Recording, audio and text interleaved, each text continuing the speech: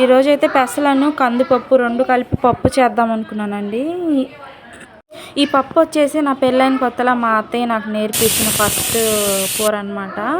మా అత్తయ్య నాకు వెళ్ళినప్పుడు చేస్తుంటే చూసాను నేను. ఆమె పక్కనే కూర్చొని పొయ్యి దగ్గర ఇట్లా చేయాలమ్మా చాలా బాగుంటుంది అని చూపించింది. అదేంటి అత్తయ్య ఈ కందిపప్పు పెసరపప్పు 2 కలిపావు వెరైటీగా ఉందంటే, లేదు చాలా బాగుంటుంది, ఎండాకాలం వేడి చేసిద్ది కదా, అప్పుడు ఈ పప్పు చలవ చేసిద్ది అనమాట. ఎండాకాలం ఎక్కువ వండుకుంటారు ఇటు. మా అత్తయ్య వాళ్ళది పల్లెటూరు అనమాట. పల్లెటూరులో ఇంక ఇట్లా పప్పు 2 మిక్సింగ్ చేసి చేసుకుంటారండి. చాలా బాగుంటుంది. కట్టెల పొయ్యి మీద అయితే ఇంకా సూపర్ ఉండిద్ది అనమాట.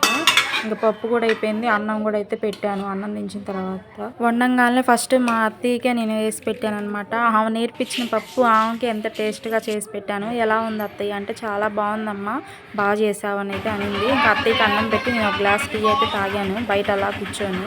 నా వీడియో నచ్చినట్లయితే చిన్న లైక్ చేసి ప్లీజ్ సబ్స్క్రైబ్ చేసుకోండి. ఉంటాను.